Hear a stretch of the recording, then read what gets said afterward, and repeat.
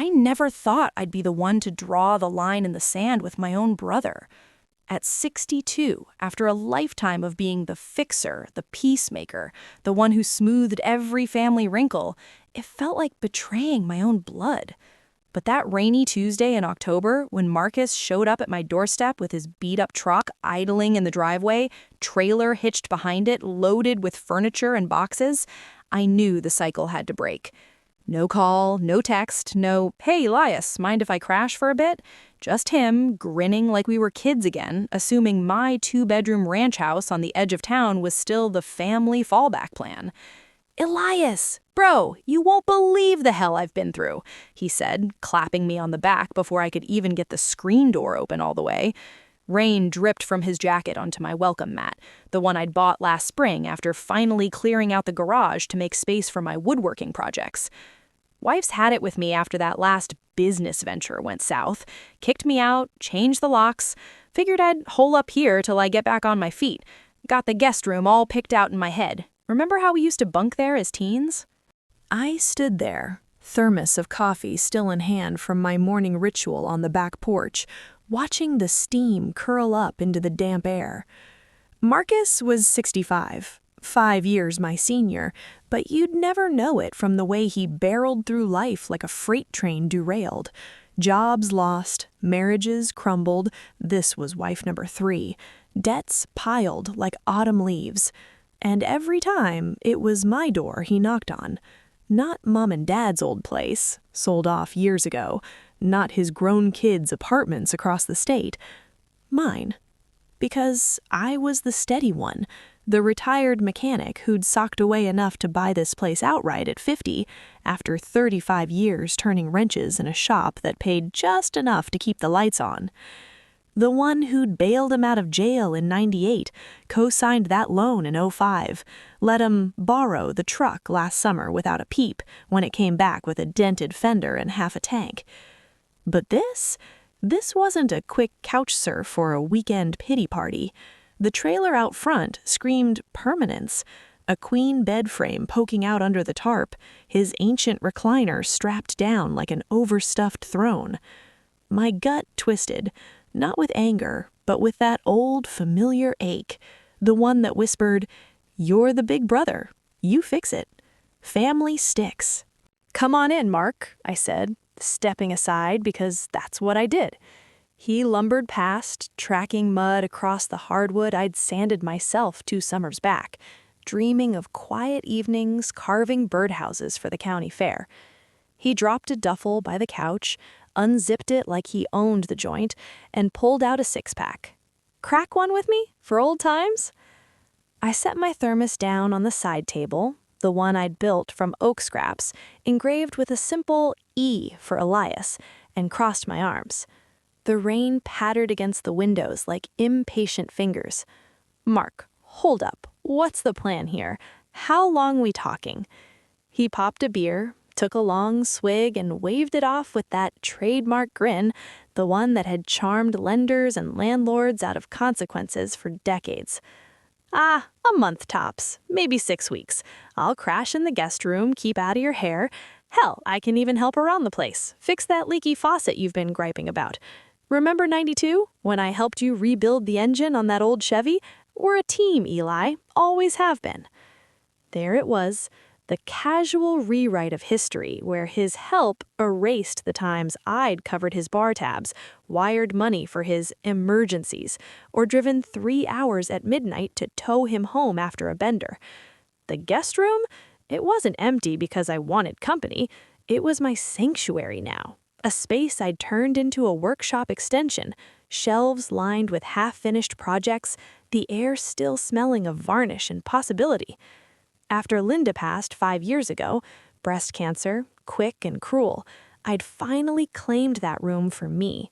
No more folding out the couch for his drop-ins, no more tiptoeing around my own mornings so he could sleep off hangovers.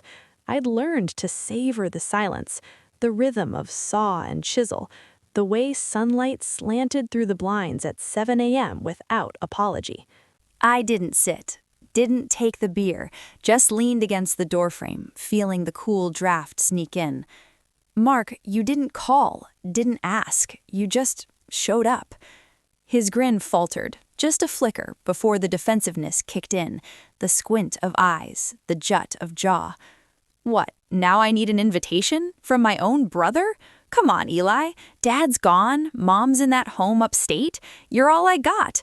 You're gonna turn me away in the rain like some stranger? The words landed like a socket wrench to the chest. All I got, as if our roles were etched in stone. Him the dreamer, me the rock. I'd spent my life propping him up, skipping my senior prom to cover his bail after a joyride gone wrong, working overtime to send him to trade school he dropped after one semester. Even after Linda's funeral, when grief had me hollowed out, he'd shown up with a bottle of whiskey and stories of his latest sure-thing investment, crashing on my couch for 2 months while I nodded along, burying my loss in engine grease and his endless monologues.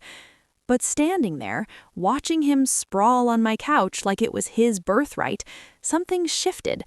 Maybe it was the echo of Linda's voice from our last Christmas. Elias, love him, but don't let him love you to death. You've given enough. Or maybe it was the half-carved dove on my workbench, waiting for completion, a symbol of peace I'd been chasing since her headstone went up. Whatever it was, I straightened.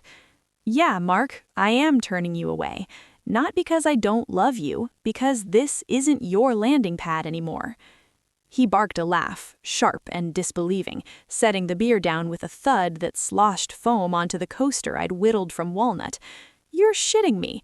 After everything? I drove all night, Eli. Rain's coming down in sheets. Motels are booked with that storm front. You want me sleeping in the truck? I want you to respect that this is my home, my space. Ask next time, like I'd ask if I showed up at yours. My voice held steady, surprising even me. No yell, no plea, just fact. He stood then, all 6'3" of him looming, face reddening like it did before arguments turned ugly. Respect? That's rich coming from you, Mr. Perfect Life, steady job, dead wife turned saint, house paid off. You think I chose this? Bankruptcy again because the market? What happened to family first?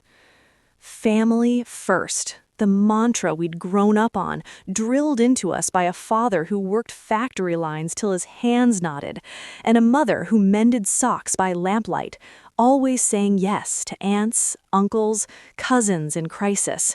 I'd internalized it like gospel until it left me with calluses on my soul, resenting the brother who'd surfed my sacrifices like waves. Family first doesn't mean no boundaries, Mark. It means we lift each other up, not lean till we break. I've been your safety net for 40 years. Time you find your own footing. He paced, muttering curses under his breath, then stopped by the window, staring out at the downpour blurring the pines. Fine, you want the truth? I didn't call because I knew you'd say yes. You always do. It's who you are, the good one. If I have to beg now, like some charity case... His voice cracked, and for a second I saw the boy he used to be, the one who'd shared comic books under the covers, promised we'd road trip across country someday. My throat tightened. Part of me, the old Elias, wanted to fold, offer the couch for one night just till the rain stopped, drive him to a motel myself. But I thought of the nights after Linda in that guest room alone, carving away the grief, finally feeling like the house was mine again. Not a hostel, not a halfway house. Mine. You can stay tonight, I said finally, on the couch. Tomorrow you go, and next time, call first. He whirled at me, eyes blazing. 1 night in this weather? You're heartless, Eli. What would Dad say? Dad would say, get your shit together, Mark. He pulled you out of more scrapes than I can count, and look where it got him. Heart attack at 58 from stress he never voiced. The words hung heavy, a truth we'd both buried. Dad's yes had cost him everything. Mom's silent enabling had left her widowed and worn. Shop wall. Clara visited for Thanksgiving, just us, no drama. We talked real, about Dad's unspoken burdens, Mom's quiet resentments, how we'd all inherited the yes reflex like a faulty gene. Then spring thaw, a knock at dusk, not rain, but birdsong outside. Marcus, leaner, beard trimmed, holding a toolbox, not his usual empty promises, but actual tools. Heard about the ribbon, thought I'd fix that faucet for real this time, if you're free.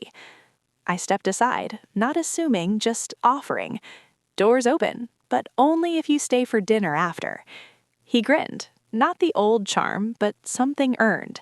Deal. And Eli? About that counselor. Went last week. Turns out talking's cheaper than bankruptcy. We worked side by side that evening, wrench turns and laughter mixing like oil and water finally emulsifying. No trailer, no takeover, just brothers, rebuilding, not on old foundations, but new ones, with boundaries as rebar. That night, as he drove off, after dinner, after stories swapped like currency, I sat on the porch with my thermos, steam rising into the stars. I'd lost nothing, gained everything. A voice that said enough, a home that breathed easy, a family thread rewoven stronger. Turns out saying no isn't rejection, it's invitation to real connection, the kind that honors the whole person, not just the role. And if you're reading this, feeling that pull to yield one more time, remember your yes built empires for others, but your no builds the one that matters most, yours. What's your story? Drop it below. I'd love to hear where you're carving from. If this resonated, share it wide. We're not alone in the workshop.